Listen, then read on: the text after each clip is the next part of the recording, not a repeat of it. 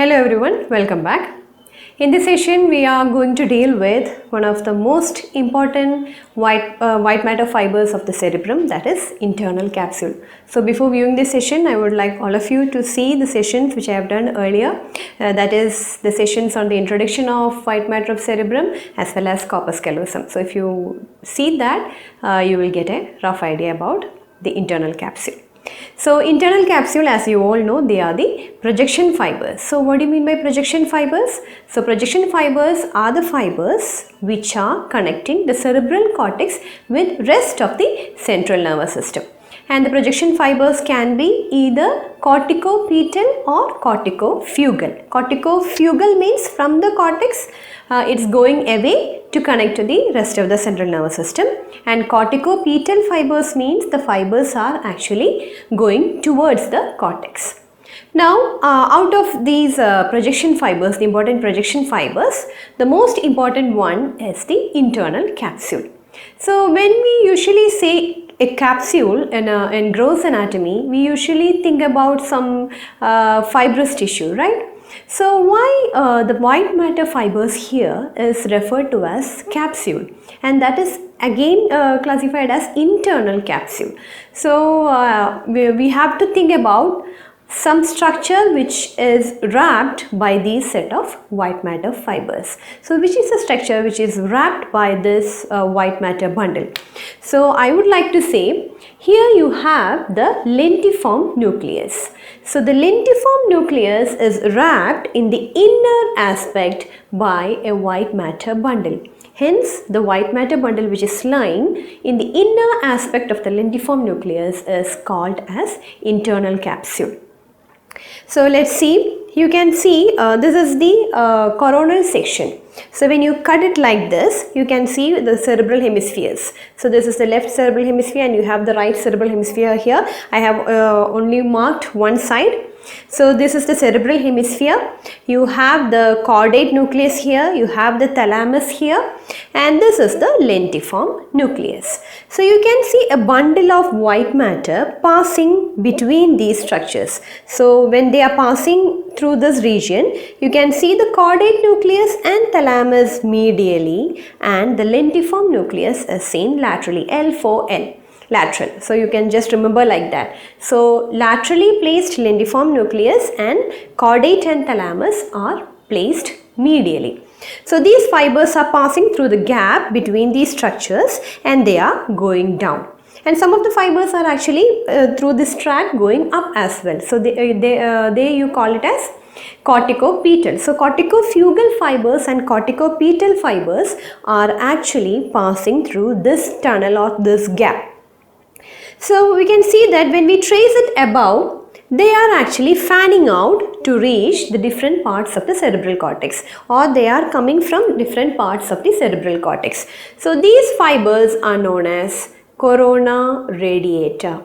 So the internal capsule, cranially it is continuing as the corona radiator, and caudally they are actually extending through the midbrain, then through the pons, then through the medulla, and then to the spinal cord. So that is the route. So in the midbrain they form the crus cerebri. So in the midbrain it is passing through the region of crus cerebri, then through the pons, then in the medulla they are forming mainly the pyramids of medulla, and they will be reaching to the spinal cord. So this is the extension of the internal capsule when you trace it cranially and caudally. So I have taken a horizontal section. This is a vertical section, isn't it? Coronal section. Now we are going to take a horizontal section. So when you take a horizontal section at this level, you can see some structures medially and laterally. So medially you can see the caudate nucleus and thalamus, and laterally you have the lentiform nucleus. So you can see that the lentiform nucleus is wrapped by the white matter fibers in the inner aspect. So I believe that is the reason why these fibers are known as internal capsule. Similarly, likewise, some of the white matter fibers which are wrapping the lentiform nucleus in the external aspect, you call it as external capsule. We are not going to the details of the external capsule, and here again there is a very thin rim of grey matter. Here I have marked it, that is known as the claustrum, and the claustrum is again wrapped by a very thin fibers of white matter, that is known as extreme capsule. Extreme capsule. So these are the different types of capsules you get in the sessions. So out of which the thickest bundle is the internal capsule. So let's now see the different parts of the internal capsule and the different types of fibers passing through the internal capsule. So first we will see the different parts of the internal capsule. So I will be dealing with the session like in this session I will be dealing with the parts of internal capsule and some of the fibers, and the coming session we will complete it, and the third session we will be dealing with the blood supply and applied aspect. That is how I am planning to complete this topic. So for the time being we will start with the parts of internal capsule. So internal capsule, when you look, you can see that it is roughly in the form of a V, isn't it? With a concavity facing laterally and the convexity facing medially. So the concave, it is open towards the lateral aspect, and the convexity is towards the medial aspect. And some of the fibers of the internal capsule are wrapping the lentiform nucleus from behind, and some are going under the lentiform nucleus. That is how the fibers are arranged. So most of the fibers are arranged on the medial aspect of the lentiform nucleus. Some fibers go behind. So if you consider this as the internal capsule, most of the fibers are actually wrapping the medial aspect. Some fibers are going towards the posterior or behind the lentiform nucleus, and some fibers will be actually passing through the inferior aspect of the lentiform nucleus. That is how we are going to name the different parts of internal capsule. So let's see. So anterior limb. So this is the anterior aspect and this is the posterior aspect if you take a horizontal section. So anterior limb of internal capsule actually lies between caudate nucleus and the anterior aspect of the lentiform nucleus. What about the posterior limb? Posterior limb is actually lying between the thalamus and the posterior aspect of the lentiform nucleus. And the junction between the anterior and the posterior limb, this junction, this is actually the bent. So this junction is known as genu. Genu, the word meaning is bent, right? So genu is the junction of the anterior limb and posterior limb. So we mentioned about the anterior limb of internal capsule, genu of the internal capsule, posterior limb of internal capsule. Then we mentioned about some of the fibers wrapping the lentiform nucleus from behind and some fibers wrapping the lentiform nucleus from below. So the fibers which are running behind the lentiform nucleus, they are known as retrolentiform. Retro means behind. So retrolentiform. And the fibers which are running below or beneath the lentiform nucleus, you call it as sublentiform part of the internal capsule. So altogether there are 5 parts for the internal capsule: anterior limb, genu, posterior limb, retrolentiform and sublentiform parts of the internal capsule. So all these bundles of regions will be containing white matter fibers which are running towards the cortex as well as away from the cortex. So we know that the corticofugal, that is away from the cortex, are mainly motor nerve fibers. That is, they start from the cerebral cortex and they end in the lower motor neurons. And what do you mean by sensory nerve fibers? They actually start from the periphery, they relay in the thalamus, and from the thalamus they are projected into different parts of the cerebral cortex, mainly the sensory areas of the cerebral cortex, through the internal capsule. So they are corticopetal fibers. So corticofugal fibers are motor fibers and corticopetal, which are directed towards the cerebral cortex, are sensory fibers. So these are the 2 important sets of fibers running through the internal capsule. So in this session we will be first seeing the motor fibers. So how the motor fibers are arranged within the internal capsule. So at this point I would like you to think about one important point. I would like to consider this internal capsule like the band which we use when you tie a ponytail. So suppose these are the hair fibers, okay, and this is the ponytail band which you do, and this is the hair, this is your pony. Okay, so suppose you imagine the band to an internal capsule. This is the easiest way I usually say to think about the internal capsule lesions, because if you get a cut in this region, this is actually our coronal radiator, right? If you get a cut in this region, is it going to affect the bulk of the ponytail? No, one of the hair strands will be broken, that's it. Suppose if you get a cut in this region, the point where the band is tied, what will happen? The entire pony will be gone. That is the depth of a lesion in the internal capsule, because this is the region where all the fibers are getting concentrated. So that it is the point where all the fibers, whether it is corticopetal or corticofugal, all are condensed at a very small region. So whenever there is a lesion in this region, it will affect drastically on the one half of the body, opposite half of the body.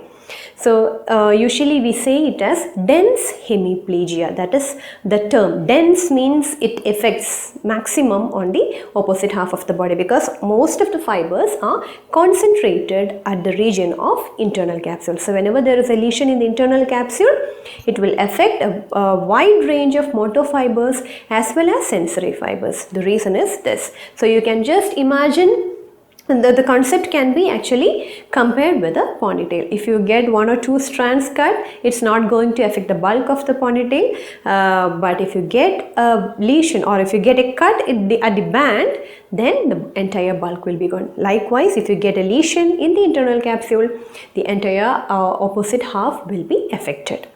So we will move on to the motor fibers. Let's see how the motor fibers are arranged along the internal capsule. So when we talk about motor fibers, we know that they are starting from the cortex, and they are actually three different types. The first one, they start from the cortex but they end in the pontine nuclei. They will start from the cortex, after midbrain they will end at the pons. They are not going down beyond the level of pons. So such fibers you call it as corticopontine fibers. The next group is pyramidal fibers. Pyramidal fibers are fibers, again they are motor, so they should start from the cerebral cortex. They pass through the internal capsule.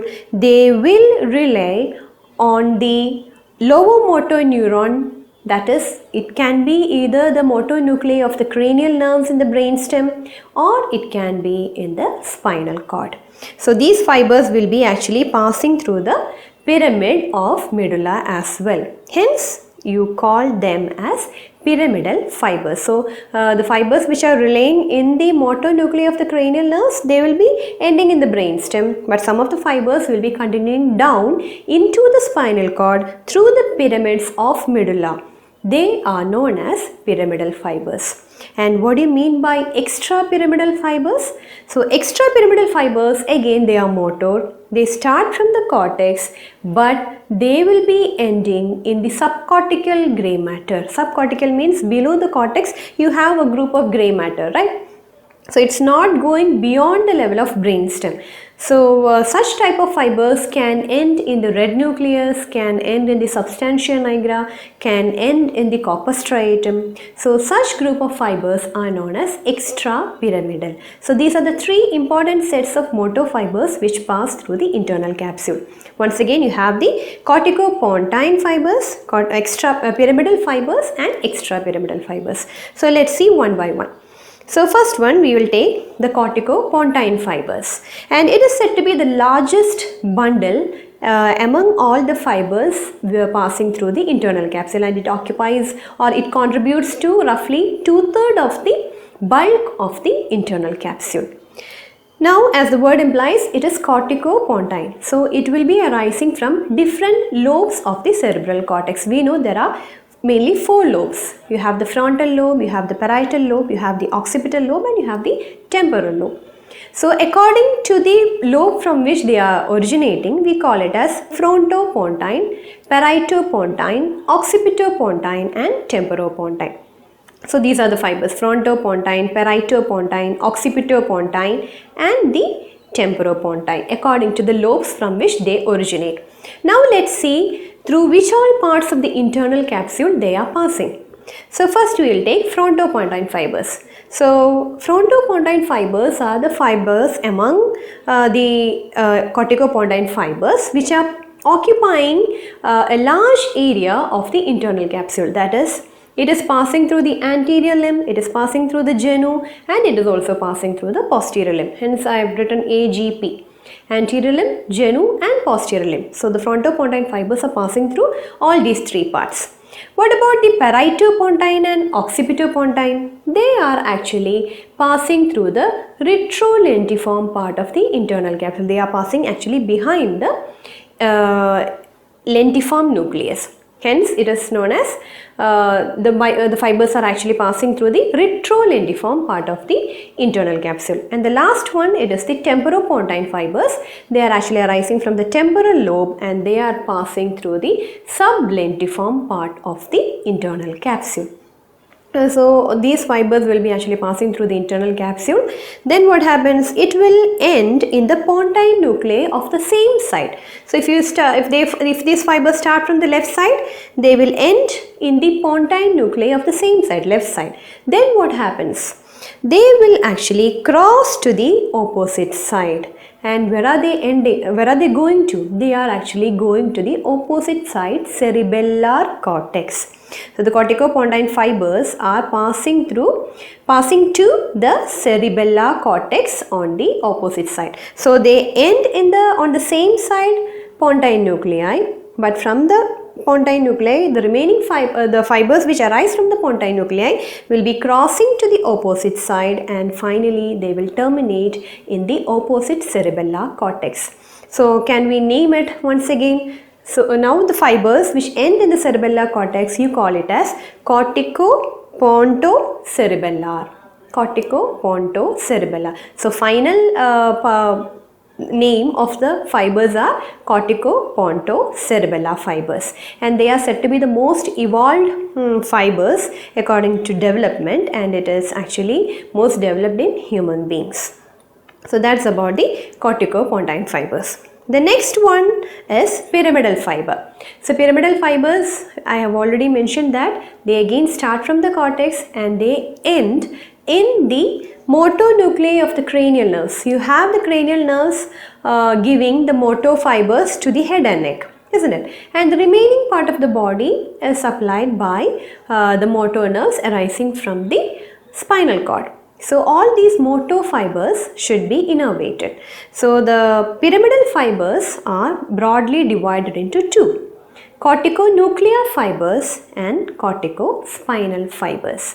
So corticonuclear fibers means they start from the cerebral cortex, they end in the motor nuclei. So whichever cranial nerves are motor in nature, they will be having nuclei in the brainstem, right? So if you have to get an idea about the cranial nerve nuclei, their distribution in the brainstem, please see the session which I have done already. I have done sessions on the sections of the brainstem. If you see that, it will be easy for you.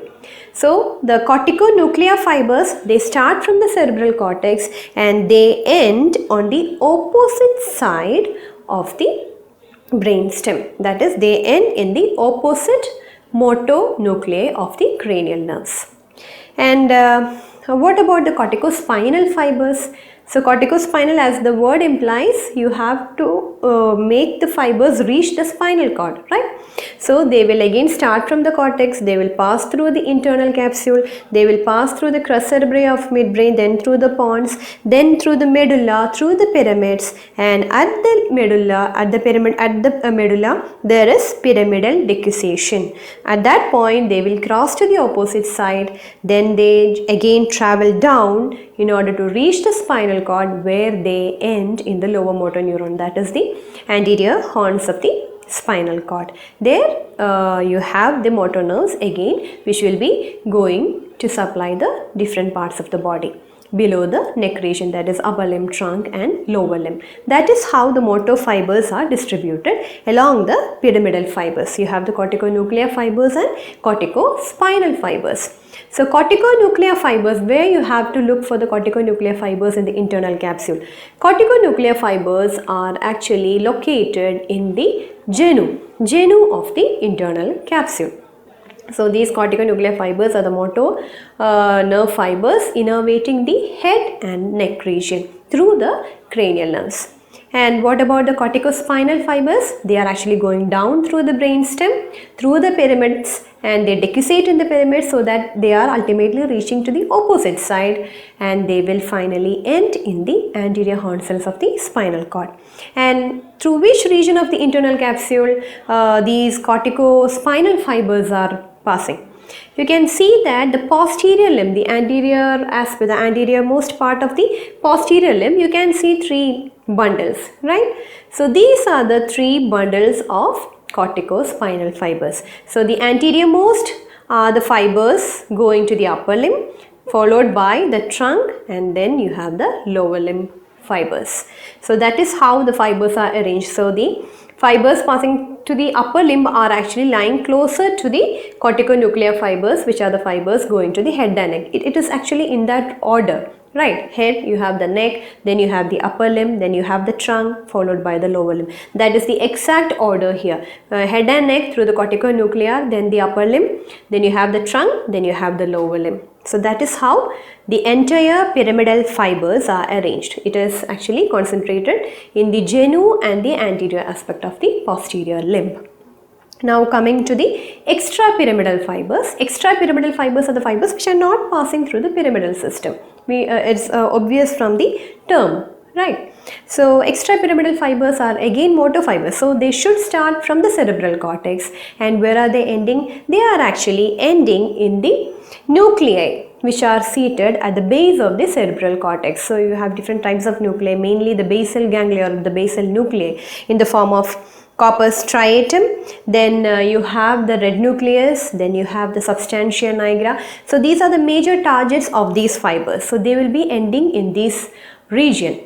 So when they are ending in the red nucleus, you call it as corticorubral. If they are ending in the corpus striatum, you call it as corticostriate. If they are ending in the substantia nigra, you call it as corticonigral. So these are the different types of extrapyramidal fibers passing through the internal capsule. And where are they lying? Again, they are actually concentrated towards the anterior aspect of the posterior limb, and they lie closer to the pyramidal fibers, especially the pyramidal fibers arising going to the upper limb and trunk. So they are actually more closer to the pyramidal fibers going to the upper limb and trunk. So the extrapyramidal fibers also occupy the anterior aspect of the posterior limb. So you have to make it thorough, the different types of motor fibers. In the next session, we will be dealing with the sensory fibers, how are they distributed. And finally, if you get an idea about the distribution, then we will talk about the blood supply and how each part is affected whenever there is a lesion. Thank you.